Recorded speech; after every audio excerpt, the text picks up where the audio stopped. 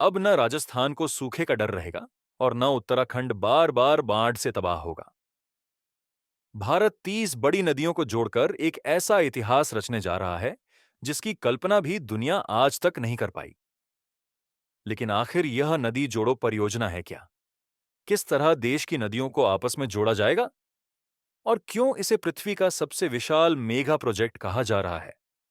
दोस्तों, भारतीय सरकार ने उस सपने को हकीकत में बदलना शुरू कर दिया है जो आने वाले कुछ सालों में भारत के भविष्य की दिशा ही नहीं, उसकी पूरी तस्वीर बदल देगा। इस विचार को सबसे पहले पूर्व प्रधानमंत्री अटल बिहारी वाजपेयी जी ने रखा था और आज उसी विजन को जमीन पर उतारने का काम शुरू हो चुका है। स्थिति यह है कि दुनिया की 18% आबादी भारत में रहती है, जबकि हमारे पास विश्व के कुल ताजे पानी का सिर्फ 4% ही उपलब्ध है। इससे भी बड़ी समस्या यह है कि हमारी नदियों का करोड़ों लीटर मीठा पानी हर साल समुद्र के खारे पानी में मिलकर बेकार हो जाता है या फिर बहते बहते उन देशों तक पहुंच जाता है जो भारत के संसाधनों पर निर्भर होकर भी भारत के खिलाफ ही साजिश रचते रहते हैं। जैसे पाकिस्तान, जो पूरी तरह सिंधु नदी पर आधारित है, फिर भी लगातार भारत में आतंकी गतिविधियों को बढ़ावा देता है। बांग्लादेश की 3 मुख्य नदियों में से एक जमुना, जो ब्रह्मपुत्र का हिस्सा है, वहां की आधी आबादी को पानी देती है। लेकिन वही देश भारत के हिंदुओं पर अत्याचार रोकने में कोई दिलचस्पी नहीं लेता। उधर राजस्थान और दिल्ली के लोग बूंद बूंद पानी को तरसते हैं, जबकि उत्तराखंड के लोग हर साल बाढ़ की मार झेलते हैं। इन्हीं समस्याओं को हल करने के लिए भारत सरकार ने लगभग 30 लाख करोड़ रुपए की लागत वाला यह महाप्रोजेक्ट शुरू किया है। लेकिन यकीन मानिए, इस पर खर्च किया गया हर पैसा देश के लिए सोने से ज्यादा कीमती साबित होगा। यह योजना न केवल बाढ़ वाले इलाकों में पानी रोककर सूखे प्रदेशों तक पहुंचाएगी, बल्कि बिना कोयले के हजारों मेगावाट बिजली भी पैदा करेगी और भारत को एक बिल्कुल नया ट्रांसपोर्ट सिस्टम का भविष्य देगी।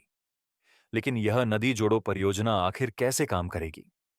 यह भारत की किस्मत बदलने की इतनी जबरदस्त क्षमता क्यों रखती है? और इसके पहले चरण केन बेतवा रिवर लिंक से देश को कौन-कौन से फायदे मिलेंगे? इन सब बातों पर आगे चर्चा करेंगे। लेकिन उससे पहले हर भारतीय से विनती है कि वीडियो को लाइक करें और कमेंट में जय हिंद लिखें, क्योंकि यह सिर्फ एक नारा नहीं, हमारे सम्मान और गौरव का प्रतीक है। दोस्तों, भारत को कृषि प्रधान देश बनाने में सबसे अहम योगदान हमारी नदियों का है। यही तो प्रकृति का सबसे अनमोल उपहार है। इसलिए हम नदियों को माता का दर्जा देते हैं, उनकी पूजा करते हैं और बदले में यही नदियां 150 करोड़ भारतीयों की जीवन रेखा बनी हुई हैं। अगर हम इनके पानी का सही उपयोग करना सीख लें, तो कोई ताकत भारत को वैश्विक महाशक्ति बनने से नहीं रोक सकती। इसी उद्देश्य के साथ भारत सरकार ने दुनिया का सबसे बड़ा नदी इंटरलिंकिंग प्रोजेक्ट लॉन्च किया है, जिसे IRL इंटरलिंकिंग ऑफ रिवर्स कहा जाता है, या सरल शब्दों में नदी जोड़ो परियोजना। इस मेगा प्लान में 37 प्रमुख नदियों को 30 लिंक सिस्टम से जोड़ा जाएगा। इससे जहां बाढ़ वाली नदियों का अतिरिक्त पानी सूखी नदियों में भेजा जाएगा, वहीं सूखा और बाढ़ दोनों ही स्थितियों को नियंत्रण में रखा जा सकेगा। हालांकि यह काम जितना आसान लगता है, जमीनी स्तर पर उतना ही चुनौतीपूर्ण है। लेकिन उससे पहले समझते हैं कि देश की आधी नदियां हमेशा भर क्यों जाती हैं और बाकी आधी साल भर सूखी क्यों नजर आती हैं। भारत में मानसून जून में आता है और लगभग 4 महीनों तक जारी रहता है।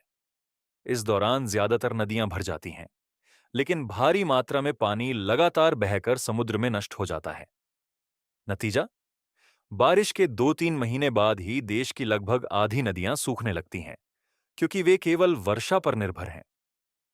इसके उलट गंगा, सिंधु और ब्रह्मपुत्र जैसी नदियों में साल भर पानी रहता है, क्योंकि ये हिमालयी ग्लेशियरों से पोषित होती हैं। लेकिन ग्लोबल वार्मिंग ने इन नदियों के लिए भी खतरा खड़ा कर दिया है। तापमान बढ़ने से हिमखंड तेजी से पिघल रहे हैं, जिससे ग्लेशियर झीलें टूटती हैं और अचानक करोड़ों लीटर पानी ढलानों से उतरकर पहाड़ी नदियों में चला आता है। इसके साथ ही बादल फटने की घटनाएं भी तेज हो रही हैं। परिणाम, नदियां उफान पर और पहाड़ों के गांव शहर भयंकर बाढ़ की चपेट में। लेकिन सोचिए, अगर इन नदियों के पानी को संतुलित कर दिया जाए, अगर बाढ़ से पहले अतिरिक्त पानी को सुरक्षित तरीके से सूखे क्षेत्रों में पहुंचा दिया जाए, तो न सिर्फ जान माल की हानि रुकेगी, बल्कि किसान बारिश पर निर्भर हुए बिना लगातार खेती कर सकेंगे। इस प्रोजेक्ट में बनने वाले हाइड्रो और सोलर पावर प्लांट्स कोयले की जगह स्वच्छ बिजली पैदा करेंगे, जिससे प्रदूषण भी कम होगा।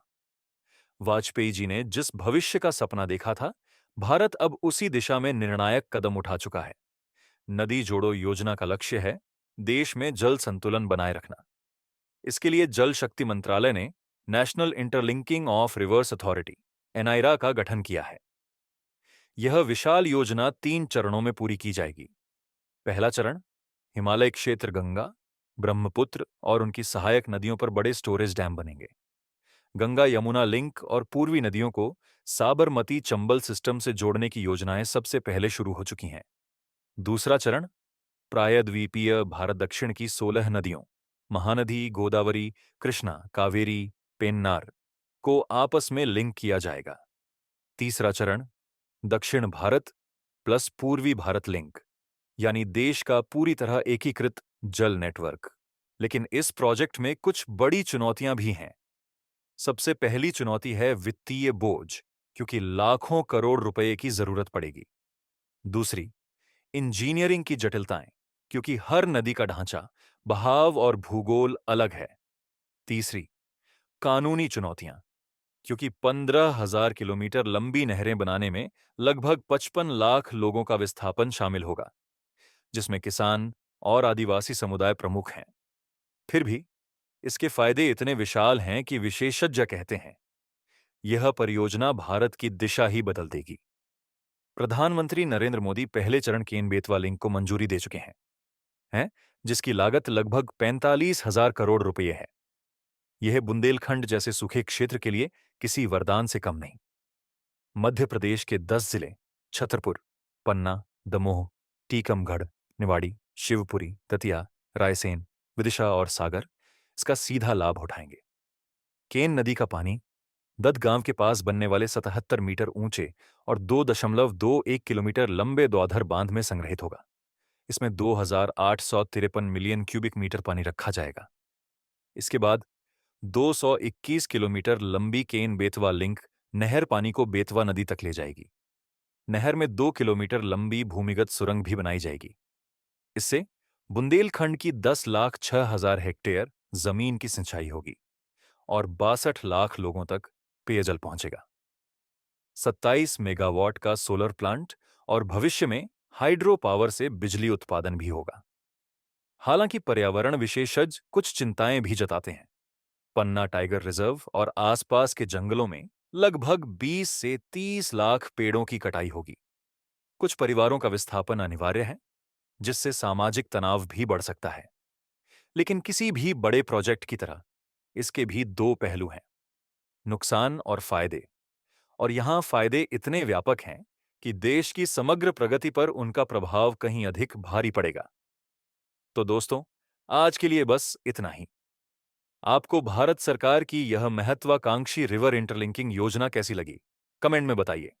वीडियो पसंद आए तो इसे लाइक और शेयर करें और ऐसे ही महत्वपूर्ण अपडेट्स के लिए चैनल को सब्सक्राइब करके बेल आइकन जरूर दबाएं। जय हिंद, वंदे मातरम।